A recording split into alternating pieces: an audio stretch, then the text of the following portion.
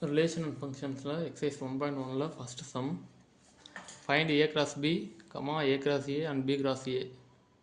First first subdivision a equal to set bracket 2 minus 2 3 and b equal to set bracket 1 minus 4. இதிலிருந்து first a b given அப்படியே எடுத்துக்கோங்க. given எழுதலாம் சரி, அப்படியே விட்டாலும் சரி. a cross b அப்படியே டைரக்டா நான் எழுதிக்கிறேன். 2 minus 2 3 cross 1 minus 4 அப்படியே a b என்றுக்கோ அது அப்படியே எடுத்து எழுதியாச்சு. ஃபஸ்ட்டு செட் ப்ராக்கெட் ஓப்பன் பண்ணிக்கோங்க.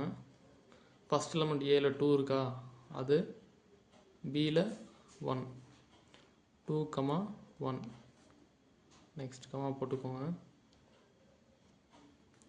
அடுத்து 2 minus 4 2 minus 4 அடுத்து செகண்ட் எலமெண்ட் minus 2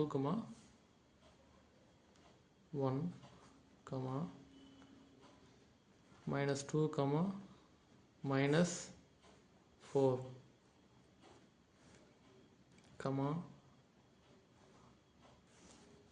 3 இது 2 முடிஞ்சது. அடுத்து 3 1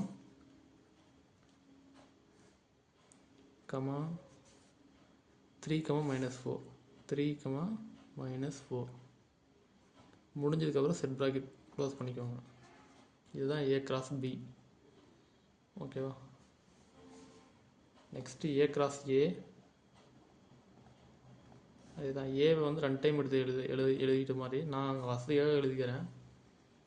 2 minus 2 3 cross again இது a 2 3 இது அப்படியே மல்டிபிள் பண்ணிக்கோங்க.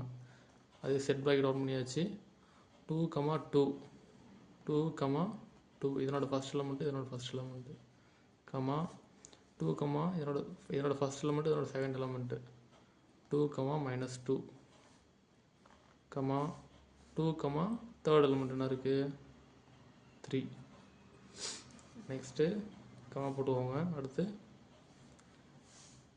செகண்ட் எலமெண்ட் minus 2 2 அதே minus 2 minus 2 minus 2 3. அடுத்து third element 3 2 3 minus 2 3 3 set bracket close பண்ணிக்கோங்க. இதுதான் a cross a. அடுத்து b cross a.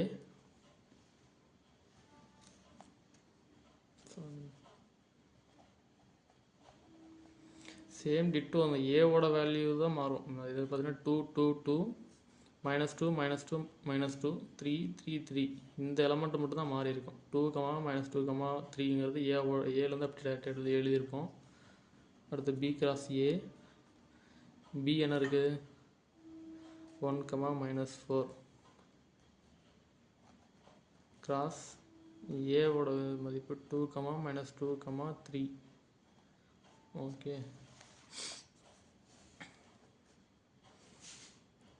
Set bracket open பண்ணிக்கோங்க. ஃபஸ்ட் எலமெண்ட்டு இதில் பியோட ஃபஸ்ட் ஏவோட ஃபஸ்ட் எலமெண்ட் 1 2 1 minus 2 1 3. அடுத்து minus 4 போட்டுக்கோங்க. minus 4 2 minus 4 minus 2 minus 4 3 closing பண்ணிக்கோங்க. ஏன்னா இதில் ரெண்டு தான் இருக்குது. ஓகே, இதுக்கு b cross a. இது ஃபஸ்ட்டு சப்டிவிஷனுக்கான answer.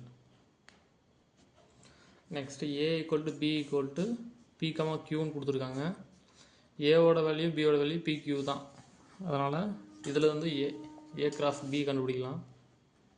a cross b equal to p q cross அதே b ஓட வேல்யூ p q தான். டைரெக்டாக ஈக்குவல் போட்டுக்கோங்க. P into P comma P into Q, P into Q comma Q into P second element first element comma Q into Q. இது A cross B. அடுத்து ஏ cross ஏ கண்டுபிடிக்கணும்.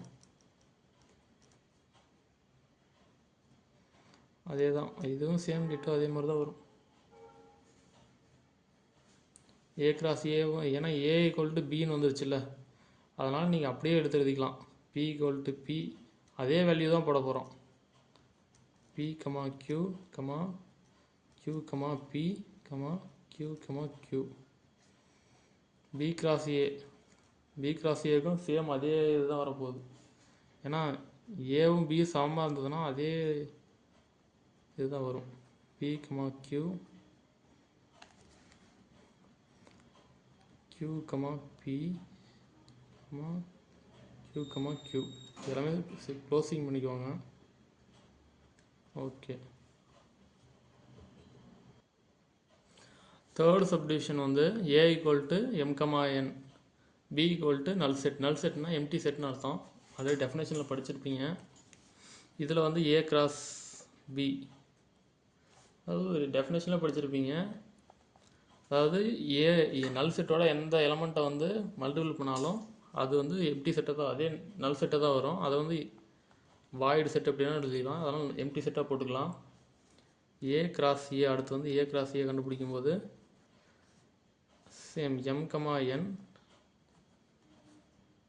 Cross again A m comma n. First element எடுத்துக்கலாம். M comma m comma m comma n இந்த element comma n, இந்த இதனோட second element இதனோட first element n comma m comma n comma n.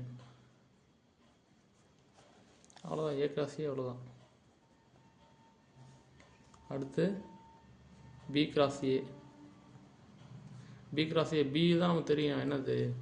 B வந்து empty set, empty set null set void set இது வந்தாலும் ஒன்று தான்.